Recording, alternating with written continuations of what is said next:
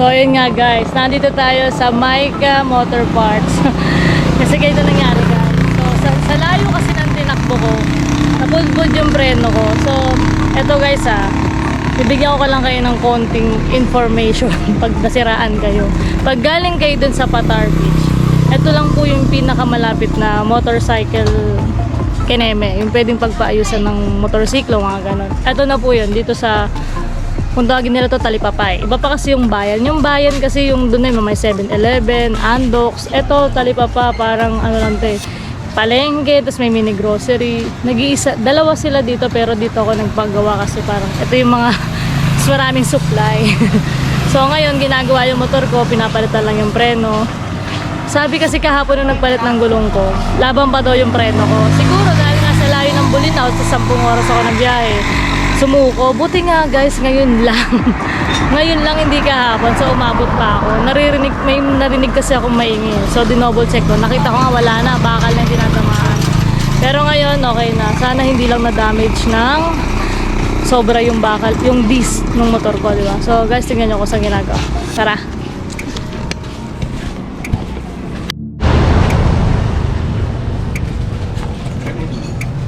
Okay na? So, yan. Yung testing na lang, ma'am. Ano na? Road test para ano. And guys, nire-road test nila. May road test nila. Yan. Ano pangalan mo, kuya? Daniel, ma'am. Daniel. Sige, Daniel, gawa lang motor ko. Tapos hindi na siya bumalik, no? Hintayin natin. So, yun guys, dito yung pinakamalapit na motorcycle shop. So, alam nyo na kung saan kayo pupunta pag nasiraan kayo. So, yun lang guys, konting information lang. So guys, paalis na ako dito ngayon sa Maika store. So, pupunta na ako sa Campur. Medyo malayo-layo, 23 minutes. So, hindi ko makunin daan guys kasi hindi kami naka-helmet. Pero papakita ko na lang sa inyo yung mismong signage para ma-search ko agad sa Google Map ha. Sa totoo lang, may magsasama lang sa amin doon. Nakita nila kami dito, tapos nalaman nila yung plano namin na pupunta kami sa Campur. Sabi nila, sumabay na rin kami sa kanila kasi medyo may problema yata. Pero guys, pipilitin ko ma-share sa inyo dahil promise. So, see you there na lang. Babush.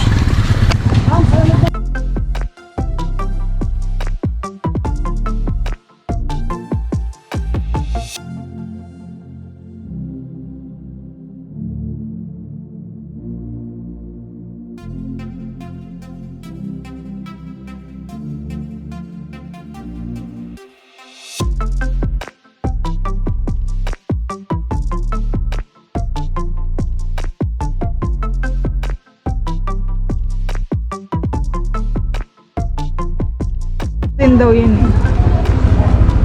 Dito rin ba yun, yung Bulinaw Falls? Dito rin ang Bulinaw Falls? Nandiyan yun ako na ng daan. Dito pa po ang diretso lang yung Bulinaw po. Sige.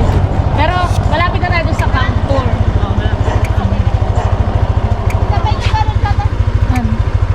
Punta dito. Bulinaw Falls 1, 2, 3. Bulinaw Falls 1, 2, 3. Bakit 1, 2, 3? Tatlo yun, hindi natin napuntahan. Yung cave lang napuntahan natin. Bulan kasi nun eh. Sige.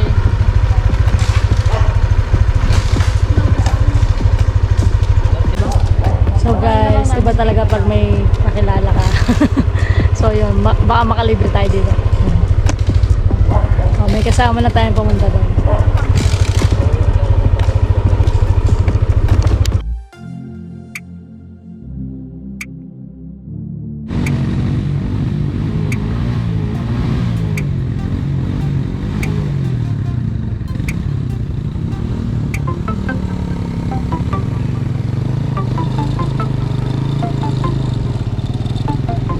Ganun kahaba.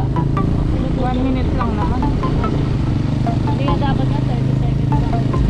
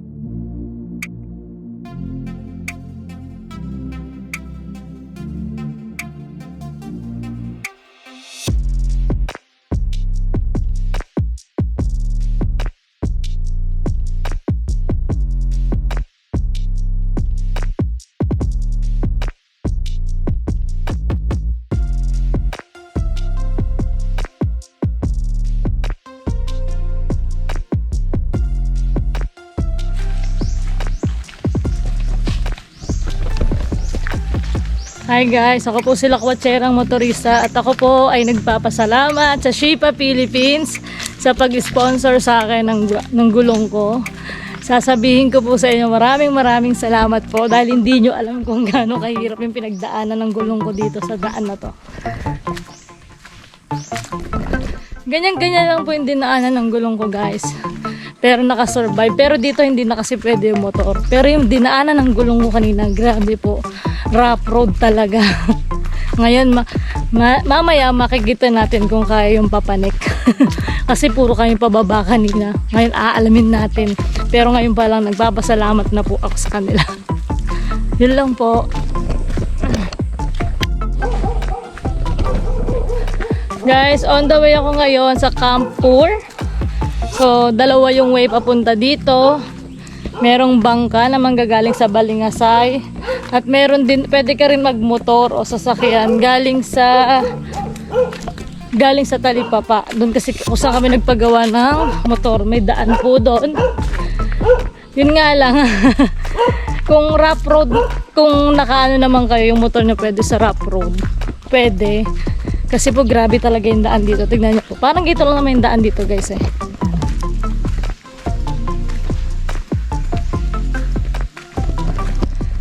Ganyan lang po yung daan dito.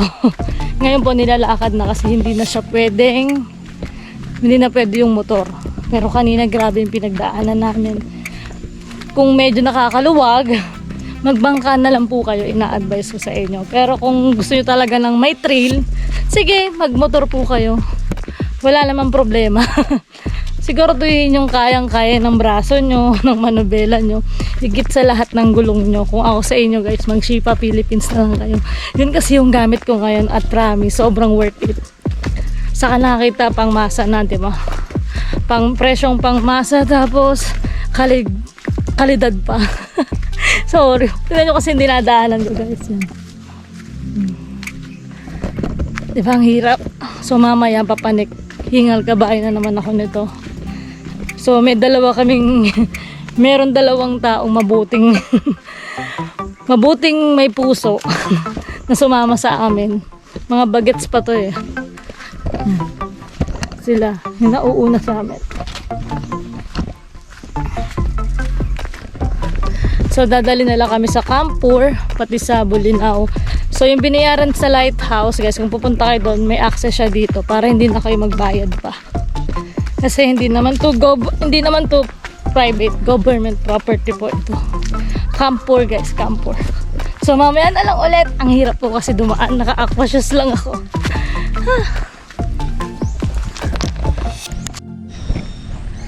So guys, nandito na ako ngayon sa Camp Pur at sinamahan ako ni, ano pangalan mo kuya? JB po. Ni JB, pati ni Ate Girl, pangalan mo? Jonalyn. So, thankful ako sa kanilang dalawa. Kasi guys, ang hirap pumunta dito as in. Tingin ko may naghahatid dito. May naghahatid ba dito? Depende po. Kasi ayaw nila yung daan dyan. Dito sila lagi. Magbabangka sila. Kita nyo guys, laging bangka. Kasi nga, napakahirap ng daan talaga. So, ang swerte ko lang kasi naipasok ko yung NMAX ko dito. Dati may pumapasok dito mga van. Ngayon, doon yung bridge, hanging bridge. Tapos ito na yung Camp Pur. Okay, sige. So, sa hanging bridge muna tayo. Then, after sa hanging bridge, Camp Pur na. So, guys, nandito ako ngayon sa hanging bridge, malapit sa Camp Pur. Let's check it.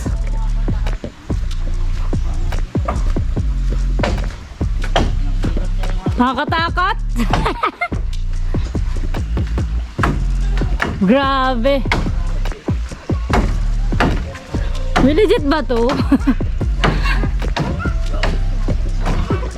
Ba't nagalaw? Wala kang hanging bridge daw. Hanging bridge daw kaya gumagalaw, malay ko ba? Ayan guys, ang view dito sa hanging bridge.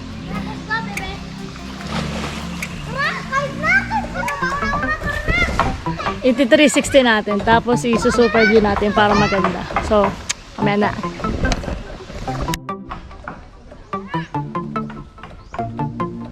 Hi guys, hanging bridge ng Camp Pur. Ready na. November 2022.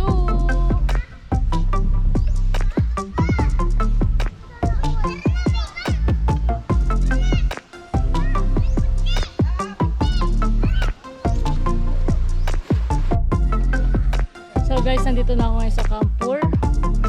Ayan. Yan yung mga day tour nila, overnight. Yan, tignan nyo na lang guys. Screenshot nyo para madali nyo matandaan. Doon nyo na lang tignan pag i-screenshot nyo. So, dito tayo sa welcome nila. O, entrance po. So, dito, registration.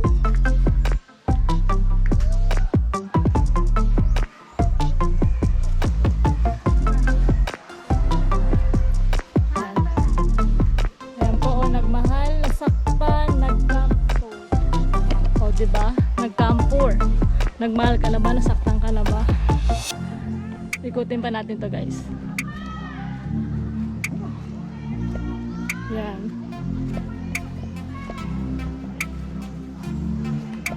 Campur.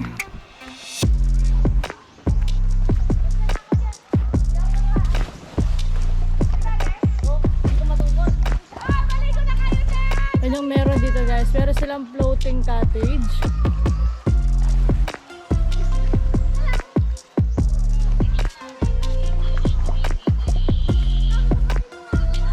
Taba ng aso.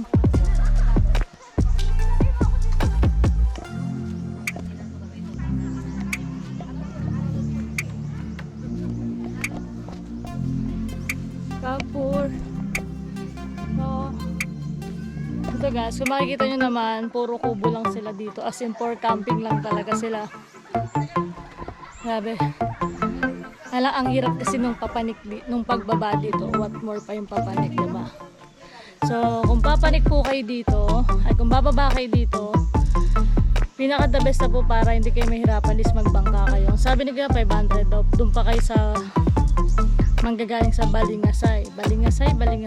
Ganun po. Ngayon, pag nagmotor kayo, siguraduhin nyo lang hindi palyado gulong nyo guys. Ako na nagsasabi sa inyo, napakahirap. Sobrang hirap.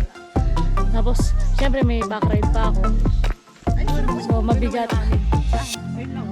Mas lalo mabigat yung pagbaba. Kasi yung buong bigat namin nasa Manobela. So, paliparin natin doon. Kasi ni-rock for me.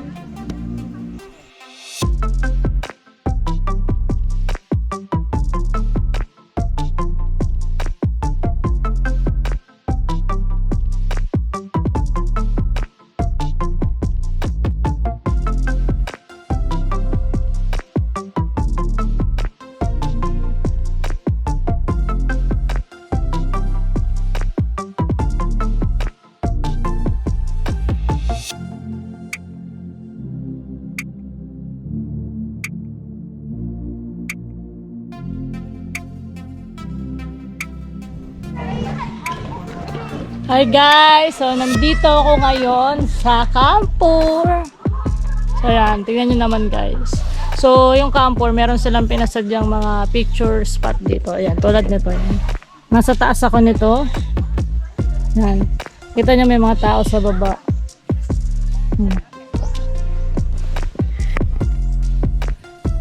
Guys, perfect spot to para maging profile picture mo. Believe me or not, ang dami kong shots dito. Siyempre, sinamantala na natin. Tapos, ito yung mga makikita mo. Yan, siyempre ang natakot to. Siyempre, yung pinaka-background mo yan, of course. Sa yung Green River na yan. Pero yung makikita mo ito.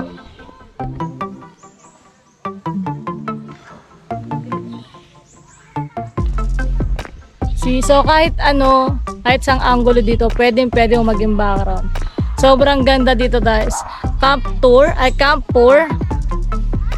pesos lang yung binayad ko kasi day tour lang naman ako. Tapos, ano pa bang mga meron sila ditong floating cottage. Yun, nasa 500 plus na yun. Mas maganda yung pag marami kayo. So ngayon, isa lang masasabi ko, enjoy nyo muna yung view.